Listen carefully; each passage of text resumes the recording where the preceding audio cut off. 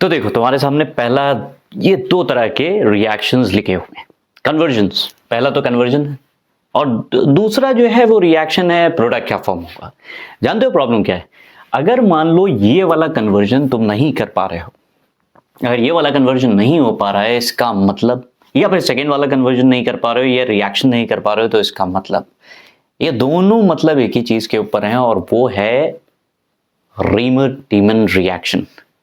हाँ, ये रीमर-टीमन सबसे ज्यादा क्वेश्चन पूछे गए बोर्ड्स में। अगर देखोगे तो इसके ऊपर बहुत से क्वेश्चंस मिले हैं, चाहे वो कन्वर्जन फेज में हो सकता है कन्वर्ट इस तरह से पूछा जाए, कन्वर्जन बताओ किस तरह से होता है, या फिर हो सकता है तुमसे डायरेक्ट प्रोडक्ट पूछ लें।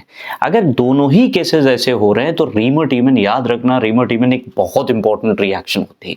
कन्वर्जन स्टाइल में अगर देखेंगे फिनॉल के केस में, जैसे कन्वर्जन का सबसे इंपॉर्टेंट चीज क्या होती है, रीमर-टीमन की सबसे इंपॉर्टेंट चीज होती है उसको पहचानो। किन केसेस में होती है? फिनॉल के केसेस में।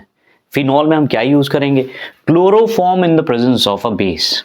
क्लोरोफॉर्म ले लो और बेस ले लो।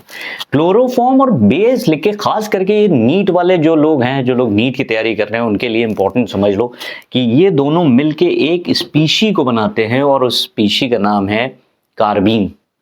कार्बीन एक न्यूट्रल इलेक्ट्रोफाइल है। जैसे हम लोग कार्बोकैटायन बनते हैं वैसे ही कार्बीन